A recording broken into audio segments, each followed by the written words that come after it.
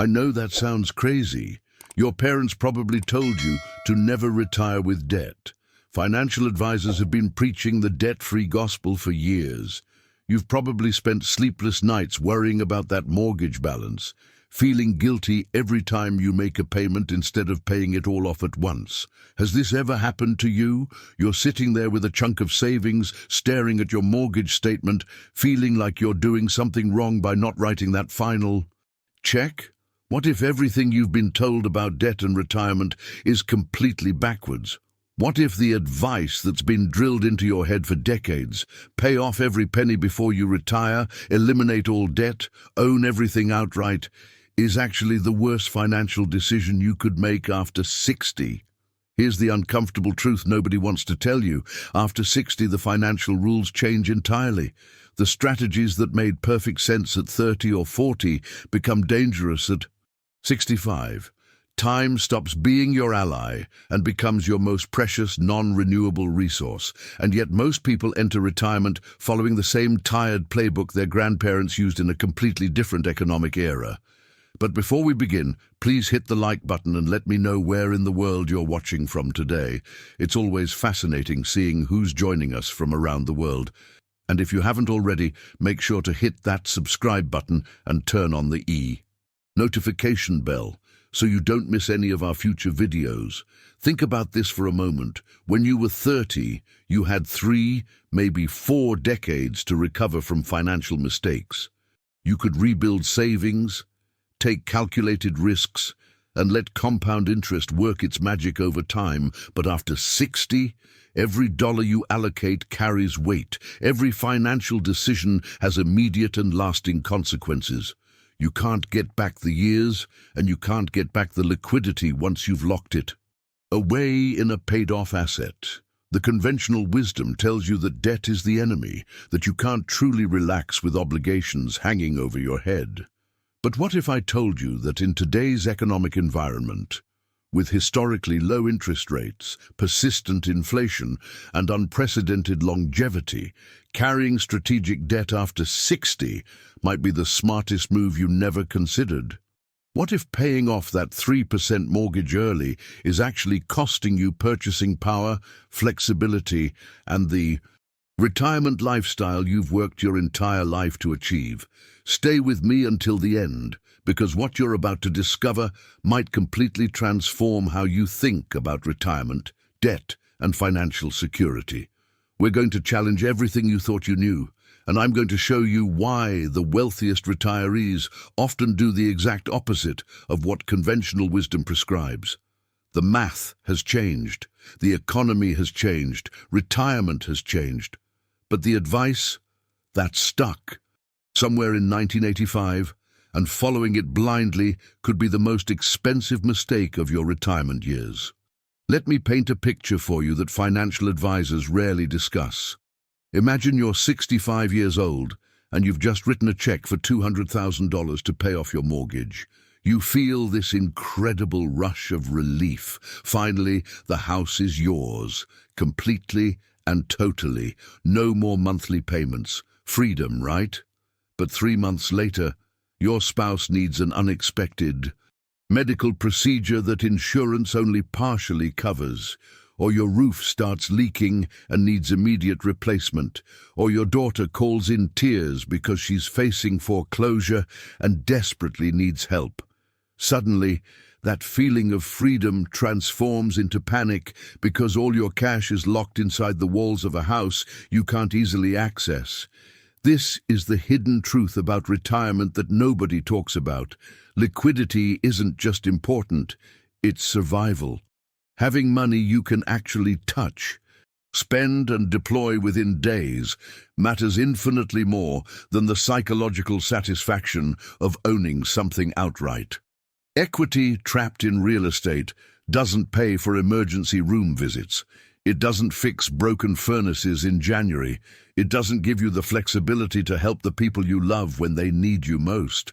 Yet we've been conditioned to believe that debt-free living is the ultimate achievement, even when it leaves us dangerously vulnerable.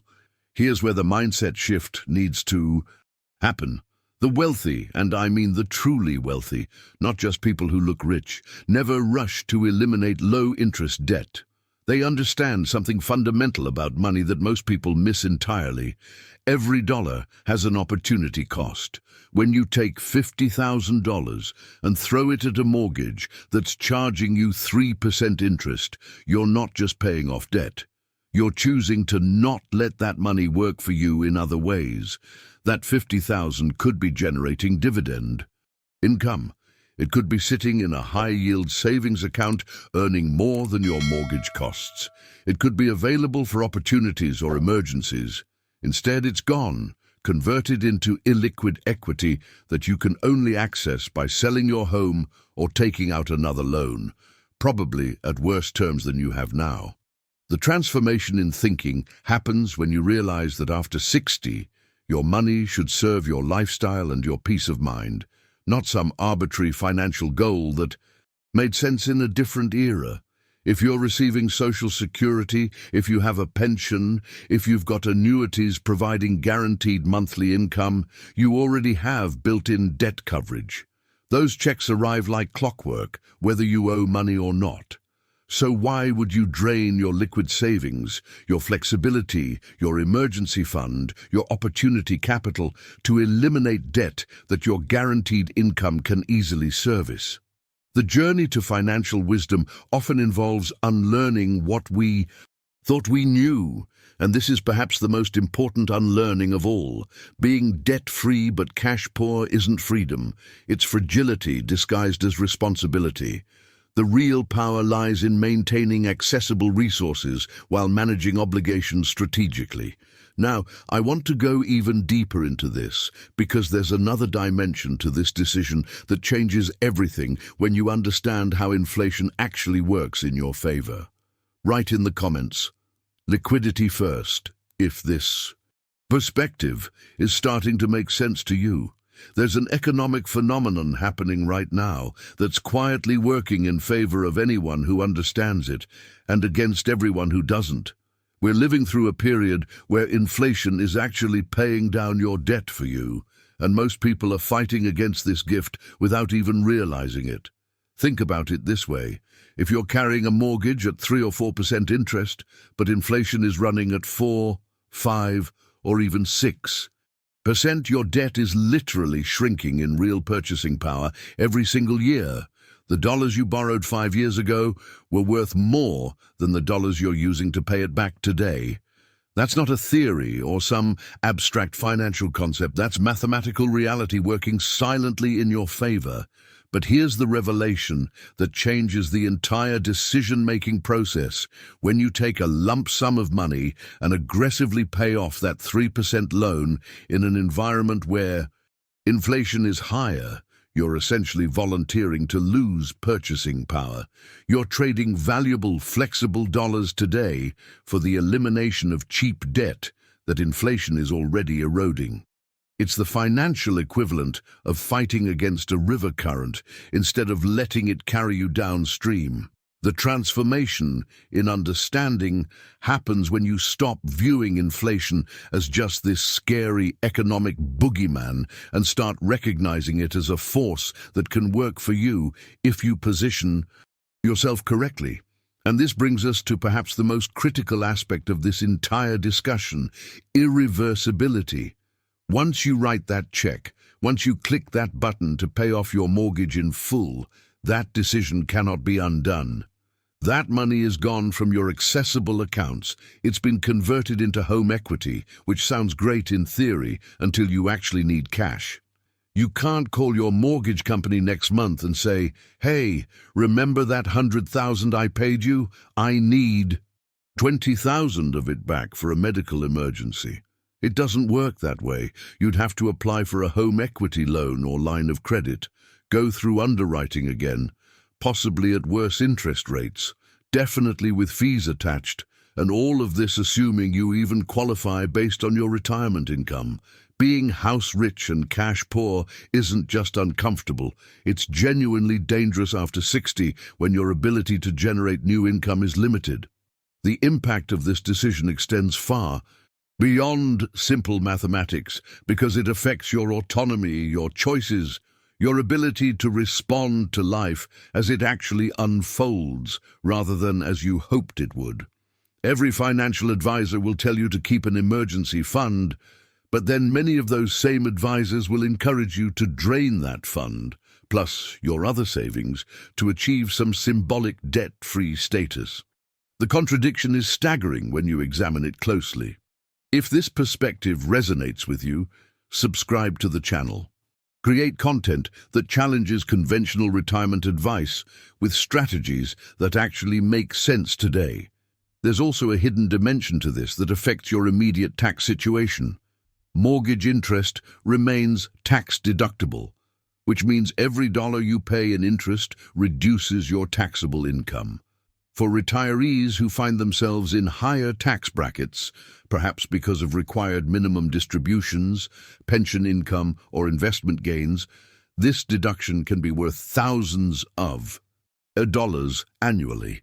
When you eliminate your mortgage, you simultaneously eliminate that tax benefit, which means you could end up paying significantly more to the IRS. Sometimes, when you factor in the tax advantages, the true cost of carrying that debt is actually negative. You're being paid to borrow money when you account for both the tax deduction and the inflation effect.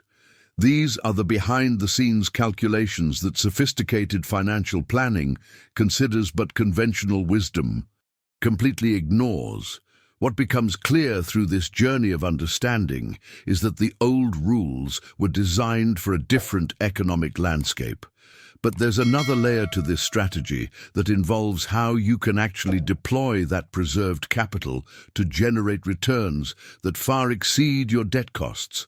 Drop a comment saying, "Math over emotion," if you're seeing how the numbers tell a completely different story than conventional advice. Let's talk about something that makes traditional financial advisors uncomfortable. The simple arithmetic that says you can actually come out ahead by maintaining debt while investing elsewhere. Imagine you have $100,000 sitting in savings and a mortgage at 4% interest. Conventional thinking screams at you to pay off that loan immediately. But what if you kept that mortgage and instead invested that $100,000 in a diversified portfolio earning 7 or 8% annually? The math isn't complicated. You're paying 4% on one side and earning 7 or 8 on the other.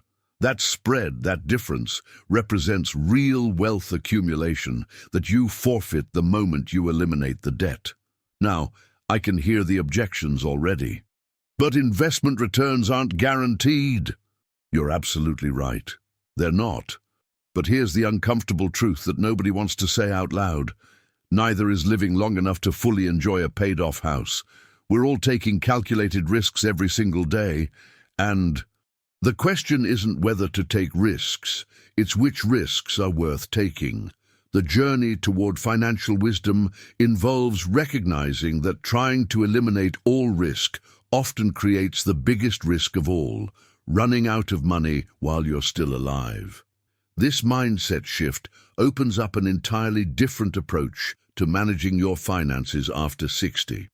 Instead of throwing everything at debt elimination, you make your minimum payments, which on low-interest debt are quite manageable, and you maximize your liquid savings and investment accounts.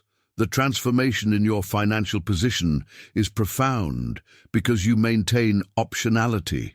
You can always decide to pay off debt later if your circumstances change, if interest rates shift dramatically, or if you simply change your mind. But once you've paid it off, once that money has been converted to home equity, you cannot reverse that decision without significant cost, time, and hassle. Flexibility is the hidden currency of retirement. It's worth more than almost any other financial metric because it gives you the power to respond to whatever life throws at you, and life after 60 tends to throw a lot. Medical situations, family needs, investment opportunities, or simply the desire to take that dream trip you've been postponing for decades.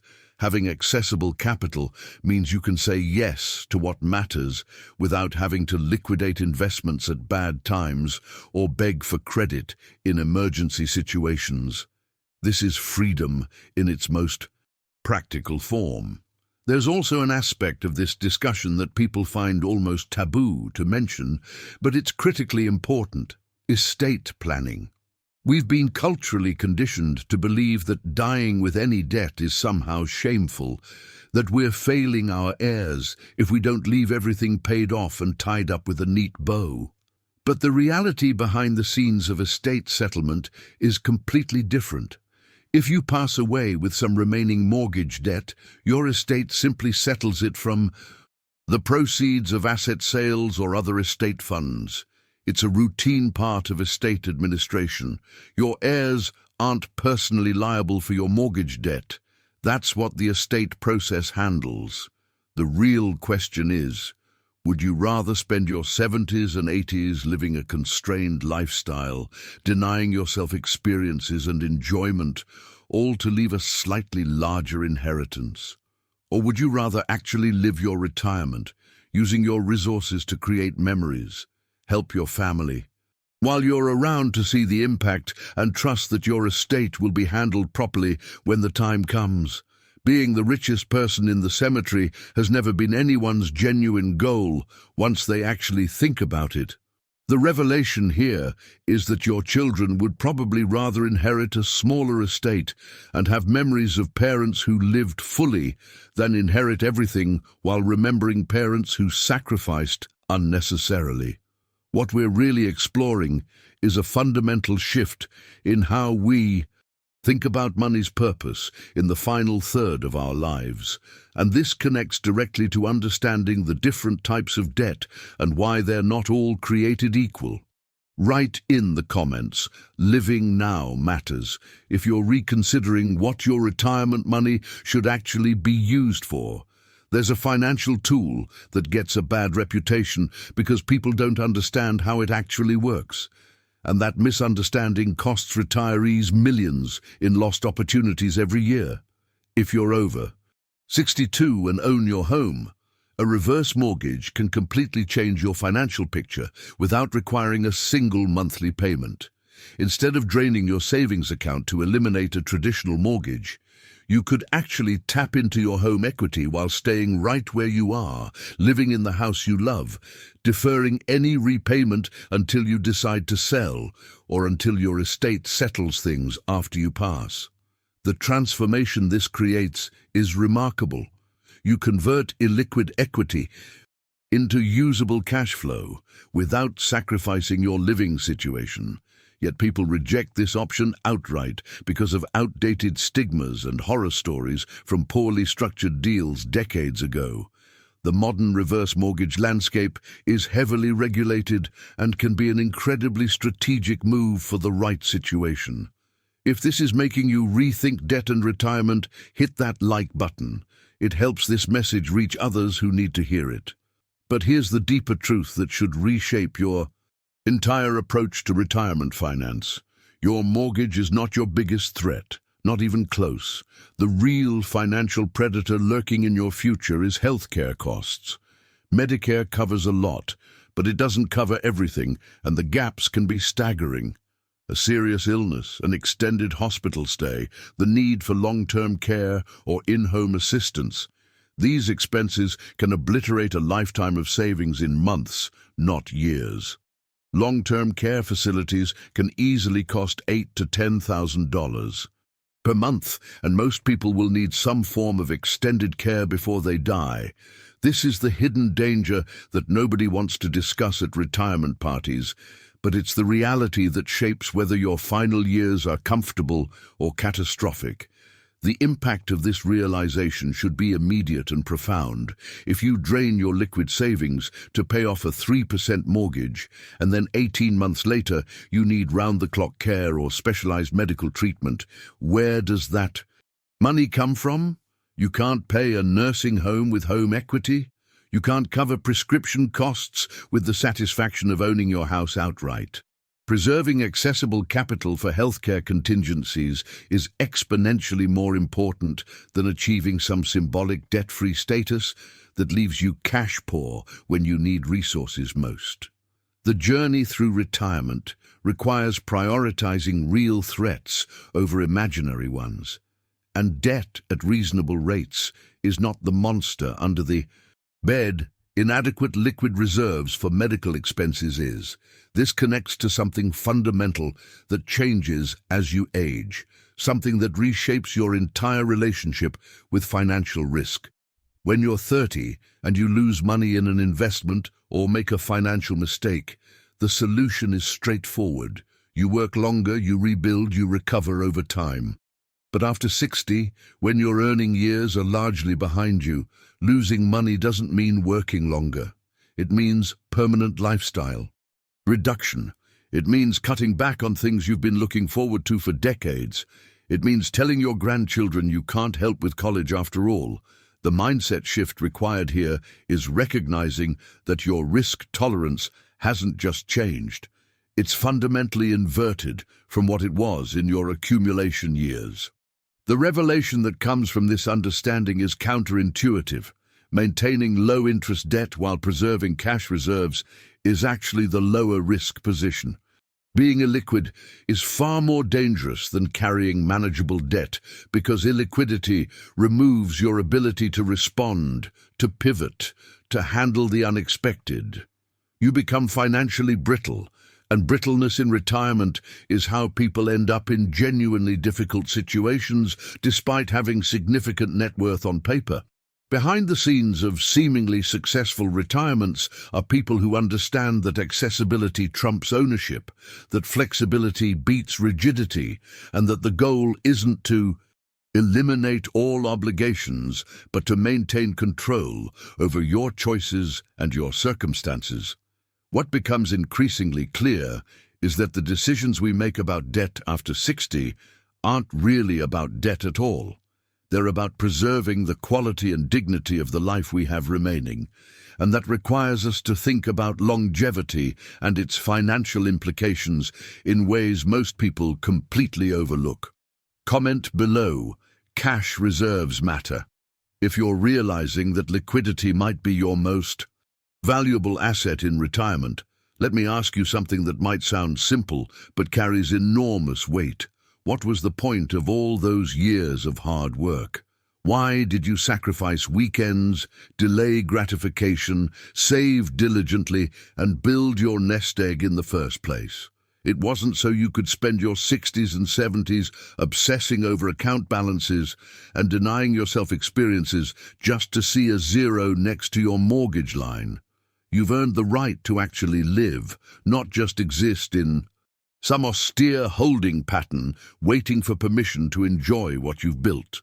If you're carrying stable debt at reasonable rates and you have the means to manage it comfortably, the transformation that needs to happen is giving yourself permission to use your money while you can still appreciate it.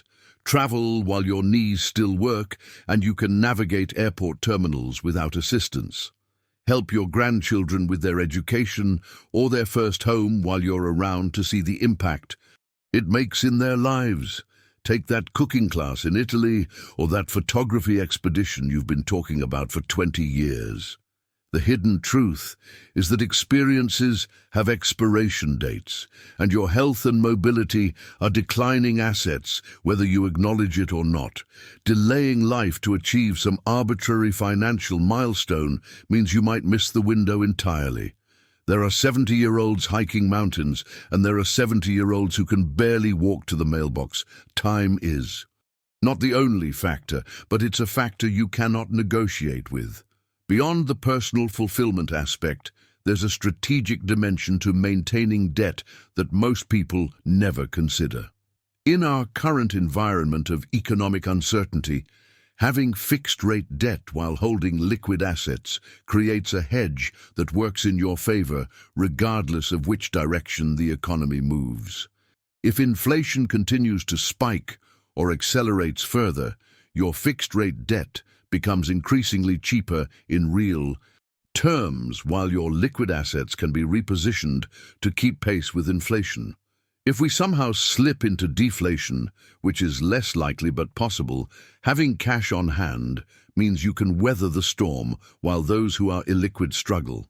This is resilience engineering, setting up your financial structure so you have options no matter what happens. Debt, when properly managed and understood, stops being a burden and becomes a tool for navigating uncertainty.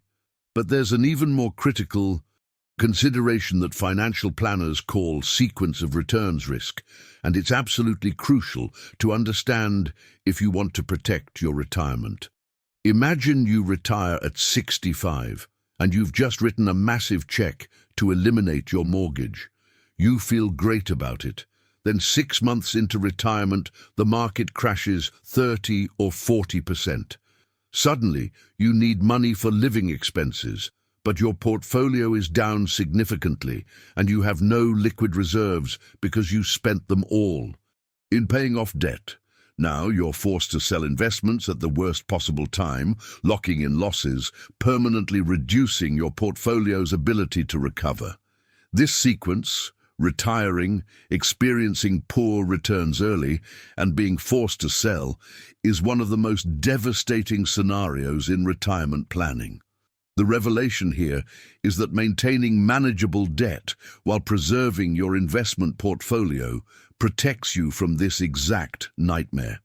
You can ride out market downturns without being forced to sell at the bottom because your debt payments are predictable and manageable, and you have cash reserves to supplement your income during rough patches. Cash flow management isn't just some technical term. It's the difference between a retirement that survives market volatility and one that gets derailed by it. The journey toward real financial security isn't about eliminating every obligation.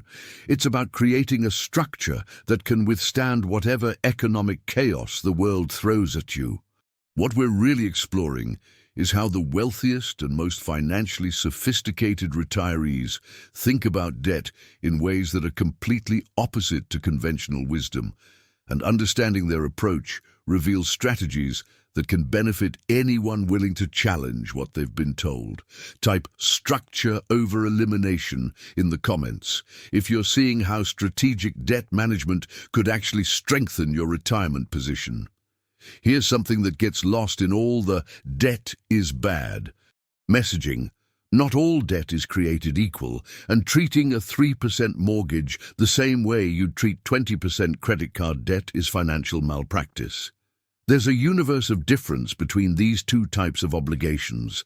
High-interest consumer debt that's eating away at your finances with double-digit interest rates? Absolutely. Eliminate that immediately. That's financial cancer, and it needs to be cut out without hesitation. But low-interest, fixed-rate, tax-deductible mortgage debt, that's not your enemy. That's actually a sophisticated financial instrument that can work in your favor when deployed correctly. The transformation in thinking happens when you stop lumping all debt into one scary category and start evaluating each obligation on its actual merits and costs. This distinction matters enormously because it shapes every decision you make. Credit card debt at 18 or 20% is stealing from your future with mathematical certainty. A mortgage at 3% in an inflationary environment with tax benefits is doing the opposite. It's a tool that preserves your flexibility while inflation and tax advantages work in your favor. Learning to distinguish between destructive debt and strategic debt is perhaps one of the most important financial skills you can develop, especially after 60, when every dollar's deployment matters more than ever. Now, I know some of you are thinking about your children right now, worrying about what they'll think or how they'll judge you for maintaining debt into your later years. Here's the reality behind those concerns. If you've raised financially intelligent children, they'll understand completely when you explain the strategy. You maintained manageable debt to preserve liquidity, to protect yourself against healthcare emergencies, to actually enjoy the retirement you worked decades to achieve, and to be prepared for whatever life threw at you. A truly financially savvy heir would much rather inherit an estate with some remaining mortgage debt and memories of parents who traveled, who were generous, who lived fully, than inherit a completely paid-off house and memories of parents who denied themselves everything just to leave a slightly larger inheritance. The conversation with your adult children about this should be empowering, not shameful. You're teaching them that financial wisdom isn't about rigid rules. It's about strategic thinking, opportunity analysis, and making decisions that serve your actual life rather than some theoretical ideal. That's a far more valuable inheritance than an extra $50,000 in home equity. This brings us to one of the most powerful concepts in all of finance, something that should fundamentally reshape how you evaluate every monetary decision you make: opportunity cost. Every single dollar you deploy in one direction is simultaneously a dollar you cannot deploy somewhere else. When you take $100,000 and throw it at a 3% mortgage, you're not just paying off debt. You're choosing not to put that money in bonds, earning 5%. You're choosing not to invest it in a stock portfolio that historically returns 7 to 8% over time. You're choosing not to use it for experiences that would enrich your life in ways that no percentage return could ever measure. The hidden truth of opportunity cost is that it's always there, silently shaping outcomes, but most people never consciously consider it. They see eliminating debt as purely positive without weighing what they're giving up to achieve it. After 60, this framework should dominate your financial thinking because the impact of opportunity cost compounds just like returns do. Money not earning returns for 10 or 15 years represents enormous lost wealth. Experiences not taken while you're healthy enough to enjoy them represent lost life satisfaction that you can never recover. The journey toward financial wisdom involves recognizing that doing one thing always means not doing another, and the not doing part matters just as much as the doing part. What becomes clear is that the traditional advice to eliminate all debt exists in a vacuum, completely divorced from the context of what else you could do with that capital, and understanding this context changes everything about how you should actually structure your retirement finances. Comment: opportunity cost matters. If you're starting to see why, where you put your money might be more important than whether you have a mortgage. There's a risk that financial planners whisper about, but most retirees never adequately prepare for, and it's not the risk of dying too soon, it's the risk of living too long. Medical advances, healthier lifestyles, better treatments for age-related diseases, all of this means that retiring at 65 and living to 95 is not some remote possibility anymore. It's increasingly common. That's 30 years. Your money needs to last. 3 full decades of expenses, healthcare costs, inflation eating away at purchasing power, and unexpected emergencies. Now imagine you drained most of your liquid savings at 65 to pay off your mortgage because that's what conventional wisdom told you to do. You felt great about it for a few years, but now you're 78 and you're watching your remaining resources dwindle faster than you anticipated. The revelation hits: you optimized for the short term. Psychological satisfaction of being debt-free, but left yourself vulnerable to the very real danger of outliving your money. The transformation in perspective happens when you realize that longevity risk is far more dangerous than the risk of maintaining a manageable mortgage. Dying with some debt isn't a catastrophe. Your estate handles it routinely. But running out of money at 85 while you're still alive and need care? That's an actual catastrophe that destroys quality of life when you're most vulnerable. The journey toward genuine financial security means protecting against the risks that actually matter, not the risks that simply feel uncomfortable because of cultural conditioning. And here's something that might surprise you. You're not some anomaly for questioning whether you should keep your mortgage in retirement. Behind the scenes, many financially sophisticated retirees are carrying debt strategically because they understand something crucial about modern economic reality.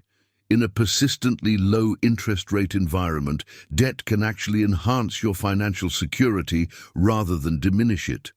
The stigma around retirement debt is a holdover from a different era, one where mortgage rates were 12 or 15%, and maintaining debt was genuinely expensive. That world doesn't exist anymore, and the rules that made sense then are actively harmful now. You're not irresponsible for thinking differently. You're actually being more financially sophisticated than people who mindlessly follow outdated advice. The impact of this realization should be liberating. There are thousands of retirees maintaining mortgages, preserving liquidity, and sleeping perfectly well at night because they've done the math and understand their decision serves their actual security rather than some symbolic goal. You're in good company, even if that company doesn't advertise their strategy at social gatherings because of lingering stigma. There's also a deeply practical consideration that matters more as you age: the cognitive load of financial management. Making complex financial decisions, understanding intricate restructuring options, navigating applications for home equity lines of credit or reverse mortgages, all of this becomes genuinely harder as cognitive function naturally declines. Having liquid assets sitting in straightforward, accessible accounts that you can see, understand, and draw from with a simple transaction is infinitely easier to manage than having wealth locked up in home equity that requires complicated processes to access.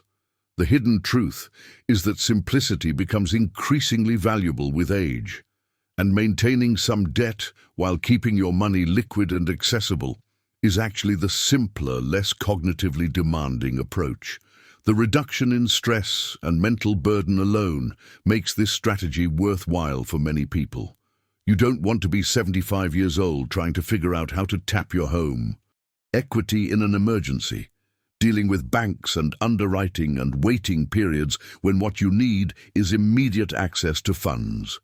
The mindset shift here involves recognizing that ease of management and accessibility are features worth paying for, and the cost of maintaining low-interest debt is often a small price for the cognitive simplicity and immediate access it enables.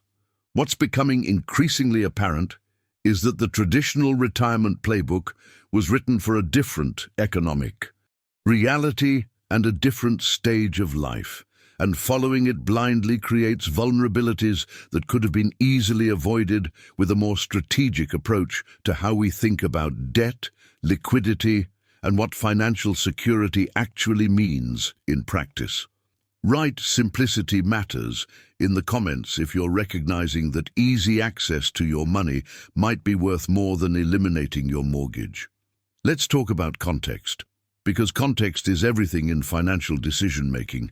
Yet most advice completely ignores it. Your parents or grandparents might have told you stories about paying off their mortgage as fast as possible, and in their world, that made perfect sense. They were dealing with mortgage rates of 12, 15, even 18% in some cases during the early 80s.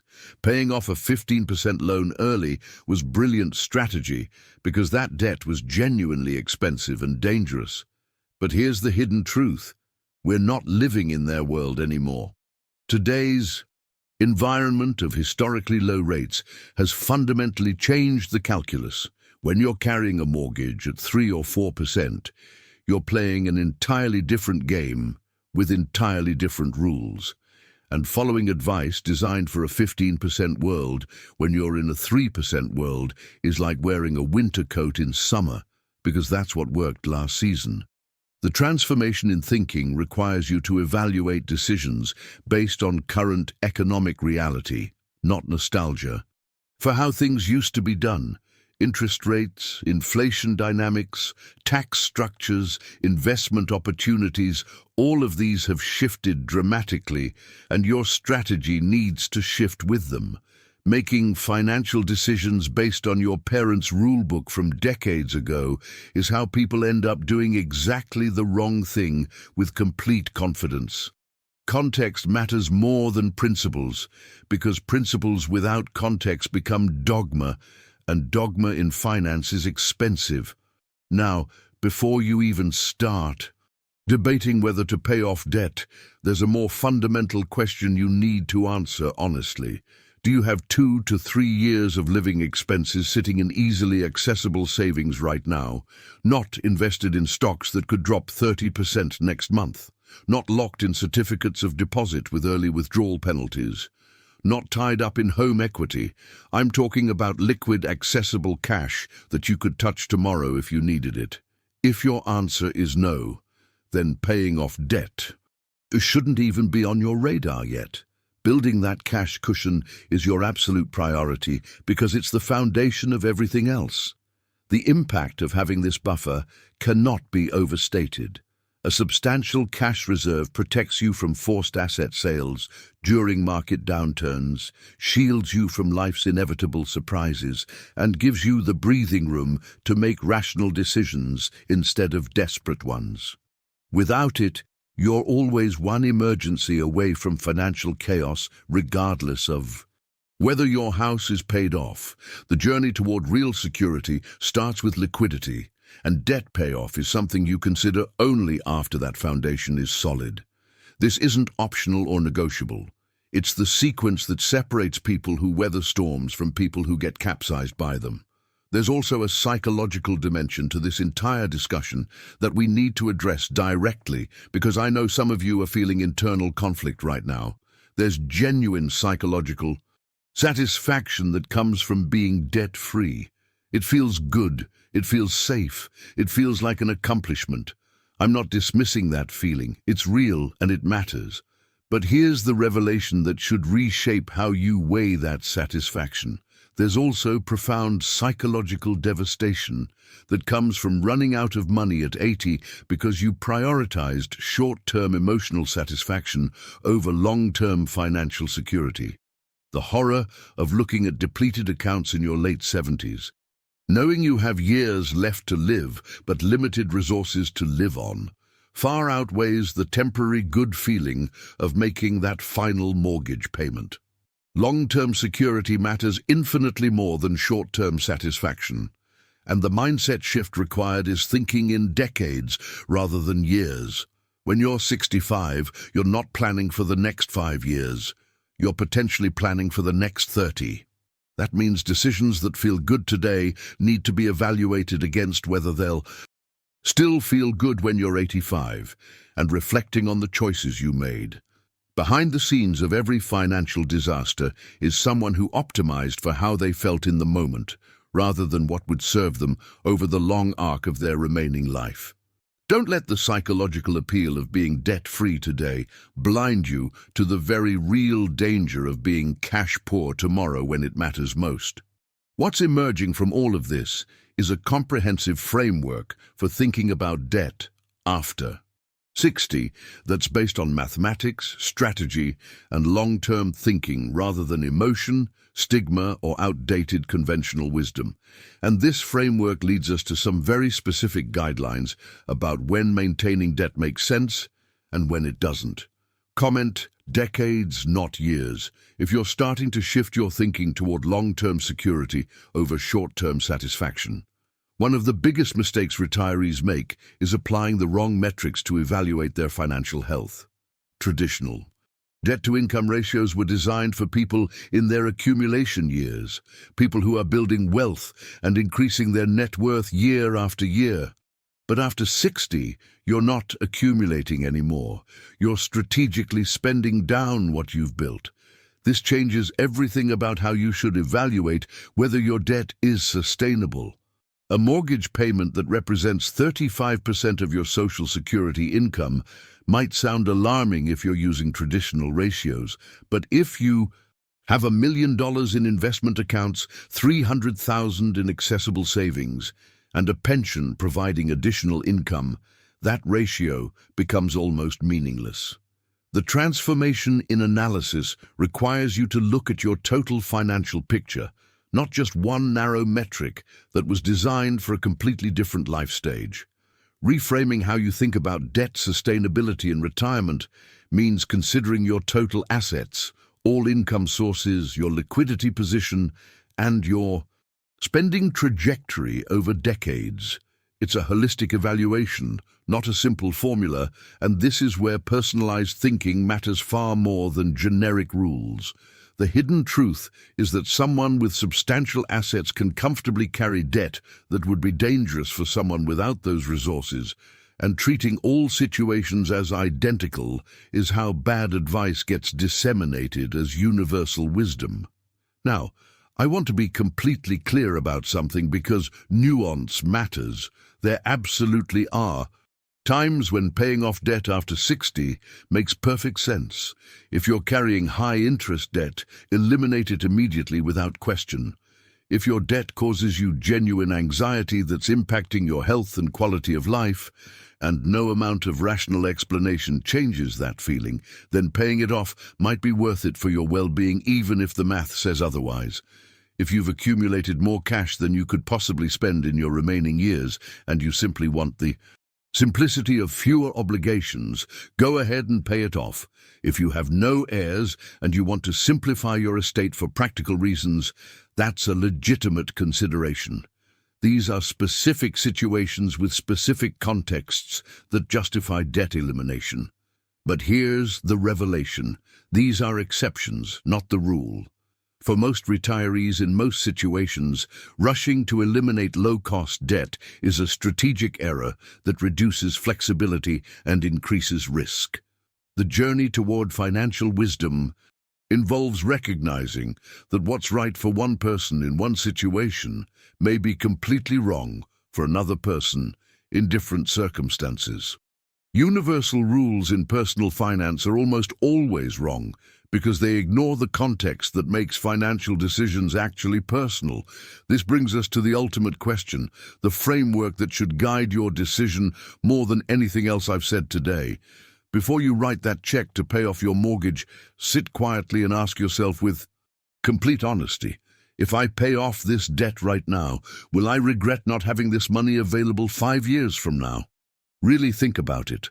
Imagine yourself at 70 or 75. Imagine medical expenses arising. Imagine wanting to help family. Imagine investment opportunities or life experiences you might want to pursue. Imagine the market crashing and needing liquidity. If your answer is maybe or probably or even I'm not sure, then don't pay it off. That uncertainty is telling you something important about your actual risk tolerance and your genuine need for flexibility. After 60, preserving optionality is wisdom. Having choices is valuable in itself, even if you never exercise all of those choices. Debt-free living is one option among many, and for people in today's low-rate environment with adequate assets and guaranteed income streams, it's often not the best option. The mindset transformation requires choosing financial flexibility over financial dogma, recognizing that your retirement should follow your rules based on your situation, not some generic playbook that doesn't account for who you actually are and what you actually need. The impact of this decision will ripple through the rest of your retirement, so make it based on thoughtful analysis of your specific circumstances rather than blind adherence to conventional wisdom that may not serve you. What ultimately matters is building a retirement structure that maximizes your security, your flexibility, your quality of life, and your ability to handle whatever the future brings.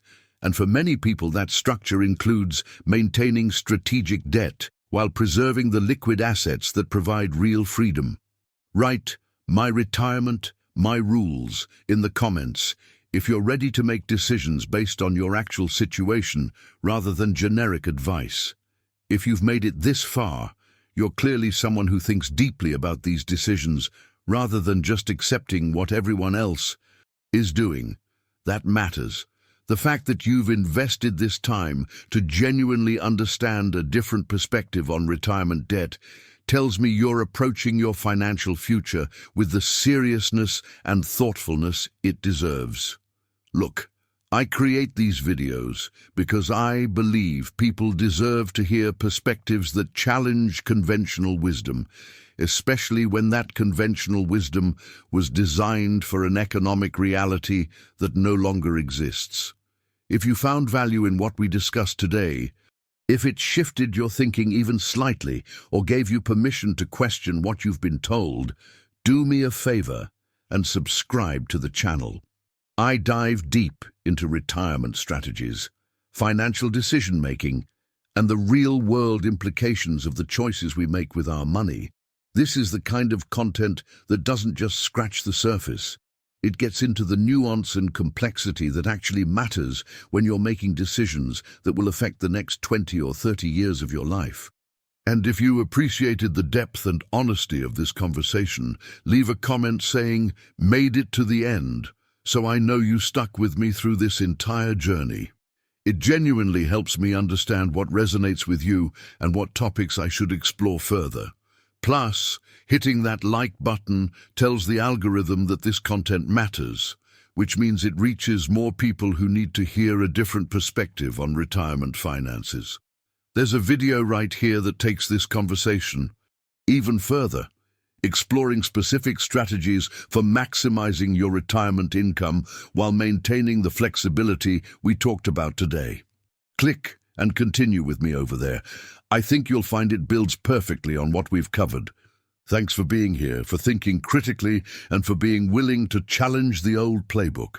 I'll see you in the next one.